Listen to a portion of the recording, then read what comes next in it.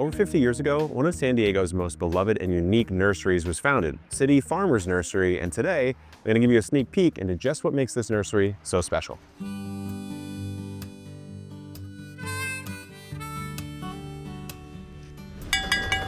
All right, let's find the man in charge, and he's right here. Hey, Sam, good to see you again. Good seeing you too. How you doing? Pretty good. It's a beautiful day. It is a beautiful day. Yes. Rained yesterday for the first time in our fall season. Little sprinkle. Yeah. Got you guys here too. Yes. Yeah. Thank goodness. Yeah, I know, we need it. So let's go ahead and check it out. We're starting, I guess, in the outdoor, one of the many outdoor areas. Yeah. Right, and I see some vegetables. This is my domain. This is the thing I know about the most. When you first walk into the nursery, this is where all the veggies and herbs are going to be. Yeah. I take pride in what we grow here. Grow a lot of our own veggies and herbs. So you grow most of your own vegetable starts, which is pretty uncommon, I'd say, for the average nursery, right? Yeah. So it's not really common for a lot of nurseries to grow their own veggies. Main reason why we do it is to be unique. We get to control the seed. We can control the soil that we use, the seasonality of things, and just kind of mix it up. I feel like if you could, as a nursery owner, you would. It's obviously there's some time that goes into it. You're making your own soil, you have to plant it all. But in a climate like ours in San Diego, like the timing of what's available on this shelf here is different than what you'd probably be able to get if you bought it in, right? Yeah.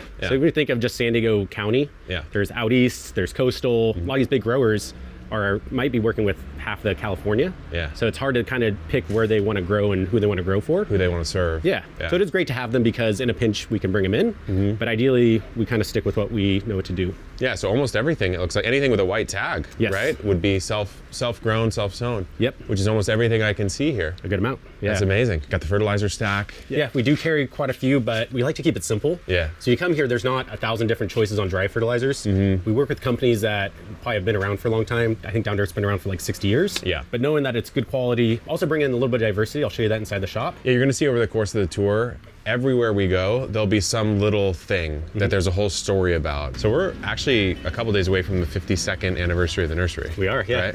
Yeah. And it started, your father started it. Yes, in 1972, he was 16. 16? Yes. Oh, that's so cool. So imagine when you were 16, you knew what you wanted to do. I wish. I know, right? I wish. I don't think he knew what he wanted to. Yeah. But his teachers kind of forced him into having a nursery. My grandfather owned some of the land. That's kind of where this started and why we're all here today. And now, for the last about 5-6 years, me and my sisters have been running it. So still very much family. I learned so much from my dad. Trials and tribulations, how to fix pipes, building greenhouses. Yeah, a lot of that's come over the years. Just about everything. I mean, yeah, because there's so many different elements to this place. I mean, the skills you must have learned. Because did you grow up on the property? Yes, Yeah, 100%. okay. Yeah. Yeah, so this is like what you've known. Yes, and it's home now too. So I get to live on the property and this is my front yard, which is Man. good. That's a pretty cool front yard. Yeah. Okay, so we're here. We've got a little pumpkin display. Obviously, we're in the season. Yep. Looks like you got some houseplants going on here. And then as we go around this way, though, this is where we get to kind of some of the really unique elements. Yeah, go straight ahead. Couple staghorns. Staghorns. You actually see a lot of plants that people have donated over the years. Things that people donated, they come from their collections. Yeah. I kind of agreement with them is I'll never sell it. So there's that big staghorn up on the patio we just walked by. About 52 years old. It's part of the family. I always tell them if it's an amount of money that someone's gonna offer that me and my employees can retire or I can start this all over, I'll think about it. Yeah. But besides that, they're here to stay. Interesting. That's really cool. So we're here in the greenhouse where you're starting most of the seeds that you're selling as veggie starts, right? Yeah. So this is actually the finished greenhouse. So our seed starting will take you to the other one. But this is kind of where we bring everything to kind of harden it off to go out for sale. We have 2 growers here. Lori is behind me. She is our main grower. She's been doing this for a really long time. As you'll see inside the greenhouse, we have cages. So we deal with rats, we deal with squirrels, we deal with moths. We don't use any poisons here. So as gardeners are having these problems, we can come in and say, hey, you know what? PVC pipe, you can make stuff out of wood. Yeah, this frame is a really clever solution. It's just chicken wire and some 2x4s, right? Yep. Yeah. And then we evolved to set up over here. So I have a wire. So as these are being used, we have a hook down that way that we can hook them. You hook it on the wire, keep it up. Yeah. So we can use 2 hands. Smart. But as you notice in the nursery, we're not buying a lot of new stuff because I wouldn't be able to afford it. So having to think outside the box, panes of glass, work great as benches. We have it's heat just mats set glass on like pallet Glass backs, pallets, huh? yep. Yeah. Nothing fancy. And then you can pull on the same wire, you can pull out some shade. Yep. Right through the center. Yeah. So you'll stack everything in here if it gets too hot, right in the center. Yeah. So especially this time we're going into fall, but it might get hot. We can pull that shade, put stuff in the middle, cool it off. Not enough greenhouse space though. Yeah, I feel like that's always the problem, Yes. right? No matter how much you have. So this is the finished greenhouse. We got to go to the starting greenhouse. But my eye is attracted to, last time I came here, I think I cleaned out a couple of your water plants. I appreciate that. Because I put, because I put the pond in. Yeah. And I came through and I think Jacques and I might have bought 20 plants. I'm not sure, something like had that. a good pond going on. Yeah. Yeah, exactly. And so why don't we talk about that really quick? Because Yeah. to me, this is like another one of the things that makes you guys so unique is I don't know that many nurseries that have this many different selections Yeah. of aquatics. Yeah. So once again, a lot of this stuff is labor of love. Growing our own Yeah. veggies, these water plants. It's not just a set it and forget it. But what we're going to look at is a lot of these ponds you're seeing. There's no filters. They're not in the shade. But you'll notice we're getting off of heat waves. The water's no clear. algae. Yeah. No algae. No algae. But mosquito fish, we have them all over the place. We're actually a free drop-off for the city. So if you do need a mosquito fish, you come here. We put them in a bag for you. You take them home for free. It's through vector control. I mean, they munch on the algae 24/7, and so that controls a lot of the algae, and then Yeah. the water changes, or moving water helps out. Yeah. But A lot with San Diego is a lot of people don't have a lot of space. So it's a transient town. So we're always thinking about, hey, if you have a small patio, Yeah. If you have a big backyard, it doesn't take much to have these things. I feel like at your place, you can't just go to one place, one to the other, because Yeah. you see so many other things. And this, I thought, first time I ever came, I thought this was such a clever way to do it. So most of the time, this is a composting worms bin. Yep. And most of the time when you go to a nursery, sometimes they just don't even have them. But then other times they'll have them in a prepackaged bag, and you Yeah. kind of have to buy what they say, or they just sell the worms. Yep. And here, someone could come through if they want and just grab the worms, or they could grab Yeah. the compost, right? Exactly. And $6 a cup, and Yeah. you're good to go. Put as many worms as you want. A lot of times you're buying those bags, there's 200. Yeah. What happens if someone just needs a small amount? Exactly. It's also fun for kids. Yeah, How yeah. cool is it to bring your kid or your grandchild and be like, let's go dig for worms? There's a lot of places at your nursery where a kid would like to be. Yes. And I think about myself as a kid. Okay, so we've got some more water plants here. Yep. But yeah, so back this way. All self-starts over here? Yep. Yeah. So it's our mint that we're starting. Kiwis, dragon fruit. Dragon fruit up there. Yep. Using tires to kind of... Yes, these tires have Do been that. here for about 30 years. That's what you'll see around the nursery, just using other things that Yeah. might get you thinking. We're gonna head into this. This is called our mist room. Oh, wow. All right. So this is right on the back side of the actual nursery, Yep. right? During summer, this actually stays cooler because that wall keeps cooler. As we're getting to fall, we put this black pond liner down because that's gonna help heat these benches.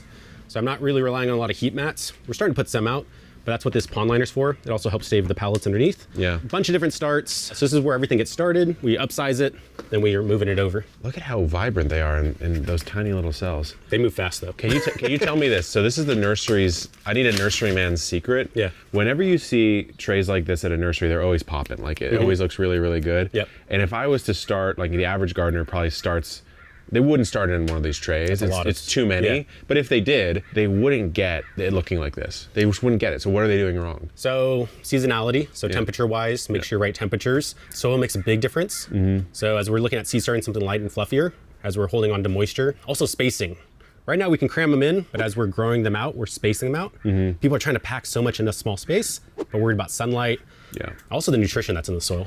Right. That's, to me, I Quality feel like soil. that's what it is. I mean, at the average nursery, first of all, you're not starting your own, so you're buying them in, Yep. and those are getting pumped before they get to you. Yep. Somehow, Yep. right? Usually synthetics. Yep. Whereas here, it feels like most of that's going to be done in the soil mix because you're making your own soil mix, right? Yeah. Yeah. Yeah, so also there's controlled environments, those big growers, everything is controlled. Whereas even here I have a couple fans, but I'm not heated. But yeah, I also have 2 growers that have been doing this for a really know long what they're time. doing, Yes, yeah. that's probably why, but trial and error. And then also if we grow too much, we do a lot of donating to schools. There's not a lot of waste here.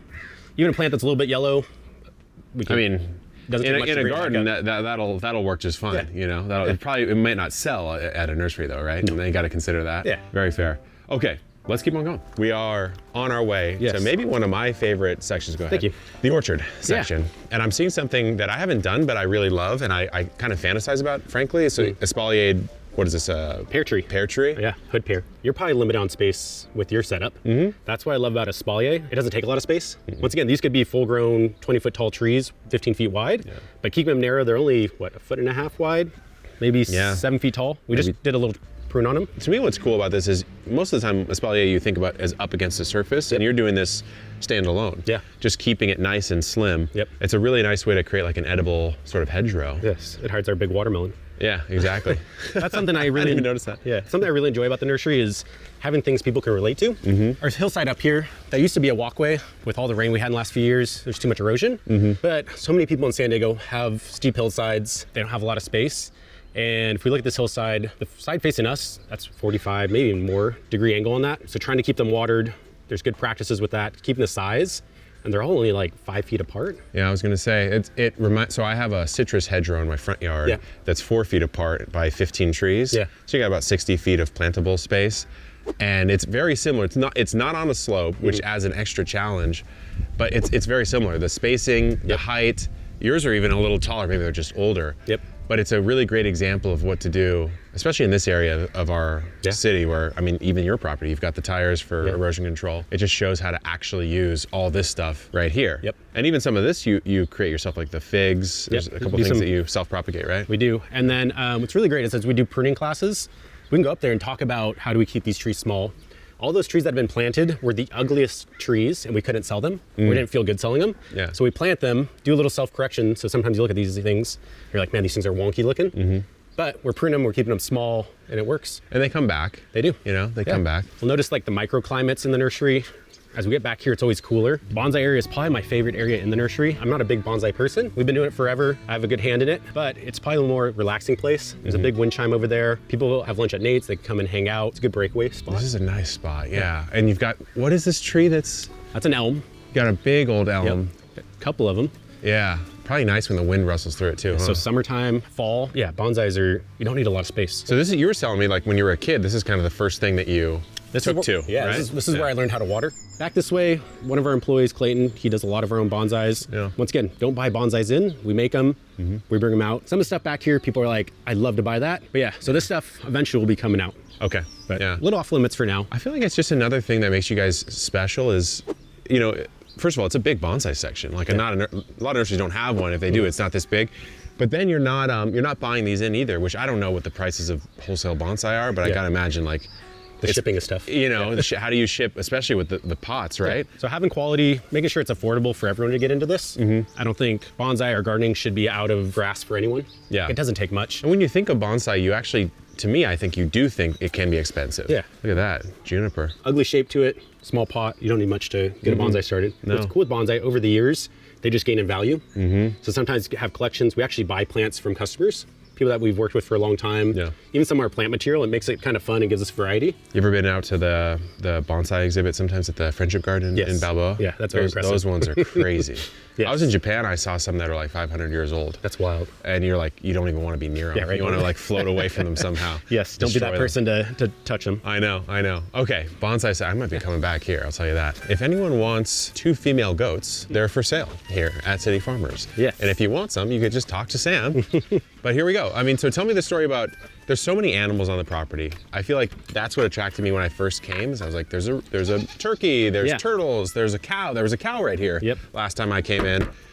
So what's the story on that? So the biggest part with animals, so the way we got it started with animals is my oldest sister, when she was 3, Yeah. every 3-year-old girl wants a pony for her birthday. My dad went and got and rent one. It was cheaper to buy one. Didn't tell anyone, showed Really? up. Yep. Wow. That's the actual trailer. We call it Clyde's Ride because Clyde was our first pony. So that's how we got introduction with animals. And growing up, I went to Marsh Elementary, which is right up the hill.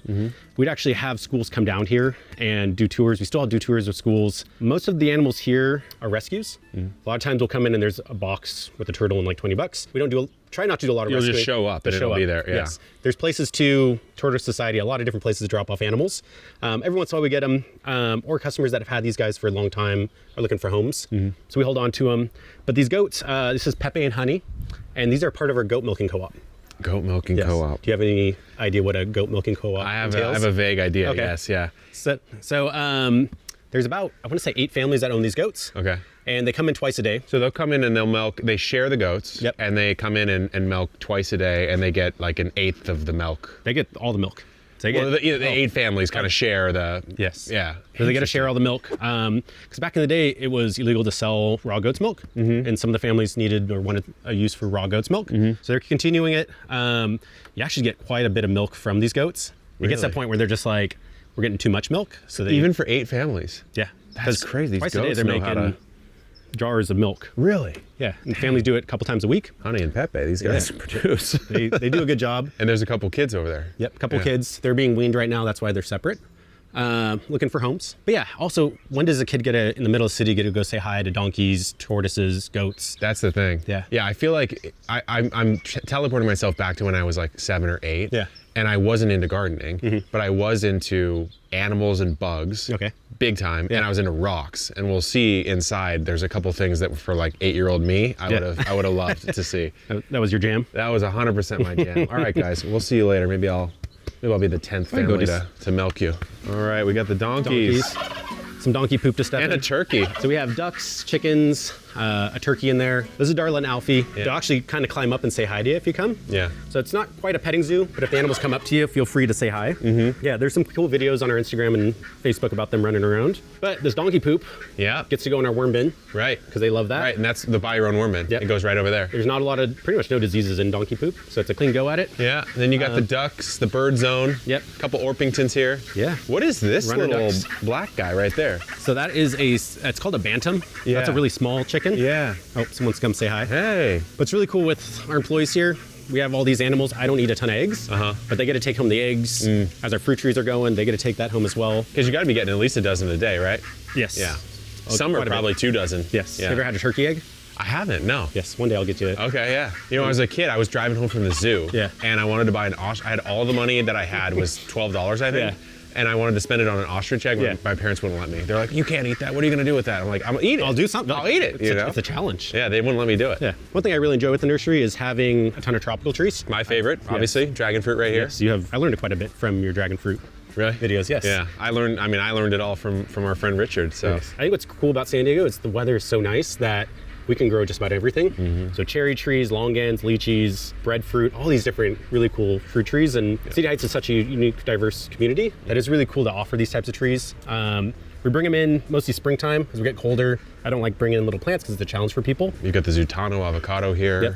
You've got some I haven't even heard of. The Edinger, I Yep. haven't heard of. I think I have I'm pretty basic. I think I have a Haas and a Fuerte. A and they B. work, right? You know, Yeah. it works, but it would be fun to have like the Edinger is a B type avocado instead of the Fuerte. Yeah. Mexicolas, I love that one because you can eat the skin off of it. Oh. You don't even need to peel it. You can mash it up and that skin actually stops it from turning brown. No way. But you don't see them in the stores because they ripen too fast. Yeah. And why wait a week and a half for something to ripen? I feel like that's why you don't see any tropicals in the stores, right? They're just gone before and sometimes you got to grow your own, guys. So the whole nursery, one reason why it's laid out this is a big waterway. You'll see we're canyon space. Way back in the day, stuff got moved around, but you'll see we have a working canyon as it rains. This is actually a big area where the water flows. Comes down this way, goes out that way. Yep. Yeah. So the reason why we have a creek here, it's a running creek. We have a pond or a pump and everything running it.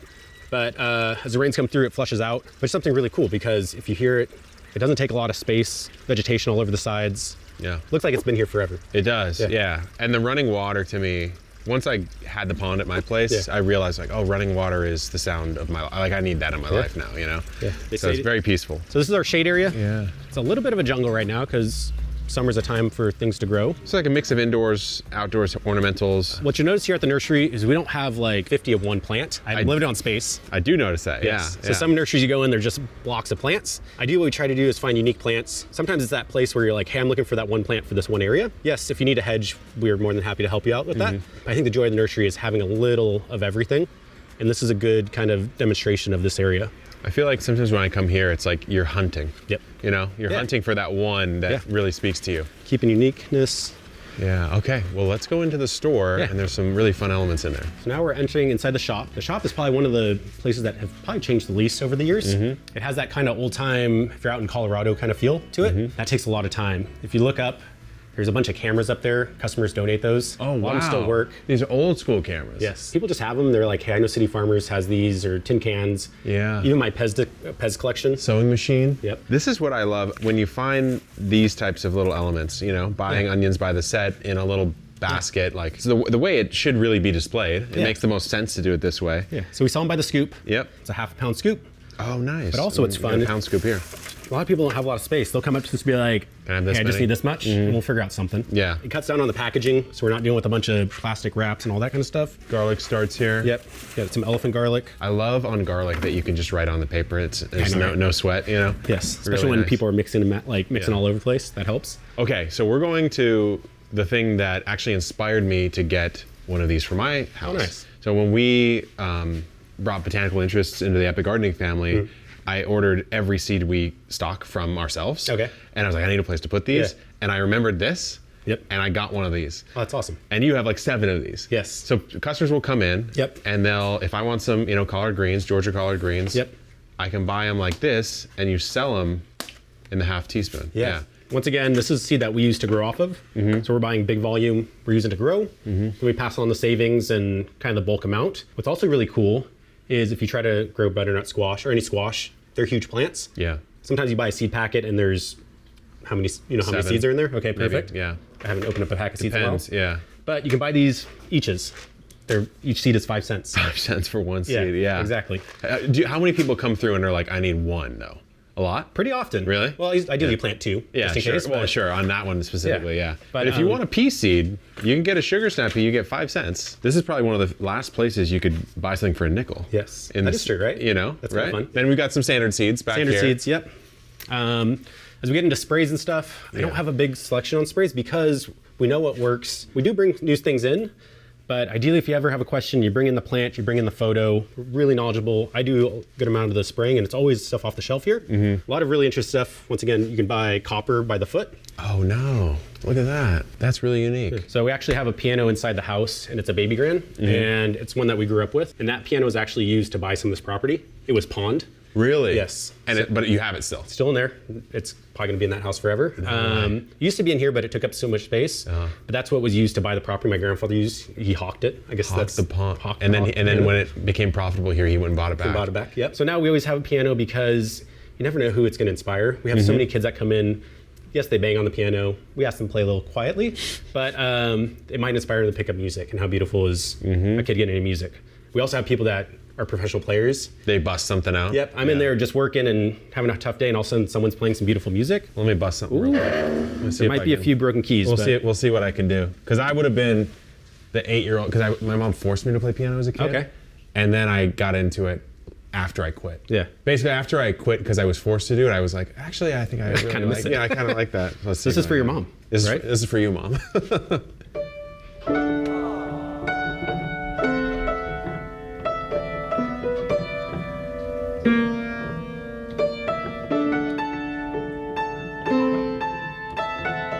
That's all I got for you, mom. That's not bad though. That's pretty Not good. bad for Yeah. memory, you know. Wow, this would have been. I'm telling you, if I came here when I was 8, which I could have, I grew up in San Diego. Yeah. Just I grew up in the little North County. Yeah. I would have been on this thing all day. So that's a photo of my dad in front of Nate's. That was him selling Christmas trees. Wow. That's something- Wow. How old would he have been there? How old do you think? 6, 7, 8? Probably about, 7, 8. Trees, 95 cents and up. That is not what I'm going to stick with the price. That. Hey, it's on the picture, Sam. It's on the picture. You got to stick with it. Yeah. So we have pawns. Got some tools. Bunch of bonsai stuff. I don't know if you played around with the bonsai wire. Just even with your fruit trees, shaping fruit trees, I should. I really should. I've been using spacers, but I haven't done the wire. wrapping them, bending them, kind of goes into play. That's what we find with plants is a bonsai is not really different from a rose. Even carnivorous plants, they're all kind of related. Little details here or there. So once again, here's Amendments and yep. By the scoop, vermiculite, pumice by the scoop, perlite by the scoop. You're a rock person. This is what I was saying. This, I know exactly what I would have done when I came here. Let's say my mom or dad was really into plants. They weren't, but if they were, I would have just sat here, stared at them, and tried to persuade my mom to let me buy these for like an hour. Yeah. I would have been like, oh, these are so cool, mom, something like that. I actually have a family friend, and they brought their kid in. The kid's probably like 7. Yeah. And he's just like, I want one. And I was like, hey, I'll tell you what. If you go find 6 pieces of trash off the ground, Just give them we'll one. give you a trade. I love geodes. Kids' toys. I just had kids, so it was fun to have kids' toys. And sometimes nurseries can be kind of boring for kids. That's why we have animals and some of this stuff. Brings them in, Yep. keeps them there, yeah. Pez dispensers. Is this the collection? This is. Needs No a little way. straightening, but we'd go to antique stores and it's So boring for wait, are kids. you still into them? I am. Yes. Yeah? Yes. Yeah, yeah. I don't have the time to collect or anything. Okay. Most of these are donated from customers. Yeah. So I have big bins just full of these things. Probably have about 2 big totes. How much do you think your Pez collection's worth? I don't really need to know. I actually have people that are like, hey, I'd like to buy that. And same with some of these plants here. Once they go in someone's yard, no one will ever see them again. Right. And you know someone who comes in is like, I want the, Dr. Octopus Pez. Yeah. You know they know how much it's worth. Yes, Like yes. you can't be getting taken Yeah. advantage of like that. And one day we might need more parking because parking here is terrible. Clear it but, out. Yeah. maybe that'll Yeah. fund the next round of parking or something. What if it would? What if it would and you just don't know? I don't know. I'd You like know? to work. I'm going to work towards more parking. Yeah. That's the easy route. Yeah. And then over this way, This section's so cool. Yeah. The animal feed section and the beekeeping, which Yeah. I haven't gotten into yet. so beekeeping, my dad actually helped start the beekeeping association, Hillary, which I think you've worked with. Girl Next Door before. Honey. Yeah. Mhm. Really good groups and stuff. That was also kind of one of my bigger projects here, was bringing bees to the nursery. A lot of stuff here is if people are in a pinch and need something, that's why we're here. But also how cool is it when kids come in, they're like, this is beekeeping stuff. How wild are these things? So yeah, there's beekeeping, canning. So as we start getting fruiting times of year, a lot of canning going on. Then over on this side, chicken feed. There's always so many different types of chicken feeds. We work with a lot of really good companies. What's really cool about the chicken feed also is we sell it by the pound as well. You do? So if someone says, hey, I want to try the Modesto, see if they buy like it by it. the pound. Yeah. Or they're like, I somehow end up with baby chicks. I don't know what I'm going to do with them. You buy it by the pound. Something I noticed that's new is this. I remember coming here and the old school system was old school. It is. So we had those old registers. It needed parts. Yeah. I actually went on eBay trying to find these parts. No one ever made them. So I was like, it's time. Yeah. So now we're doing this. We actually have a sign that says we don't mess things up with computers. We mesh up by the old fashioned way by hand. I like to still think we do that. But it's part of the change. And I think sometimes change is scary, but if we keep doing what we do, keep the feel of the place, continue that story that we've been doing for 52 years. 52 years. It always works out. Yeah. Yeah. Well, thanks for showing us the place, man. You're welcome. And if you're ever in San Diego, City Farmers Nursery in City Heights, come check it out. Get here early and have a sandwich over at the grill, hang out with the animals, say hi to Sam. Yeah. Thanks for having us, man. Appreciate it. Thank you for coming. Take care. Good luck in the garden, guys, and keep on growing.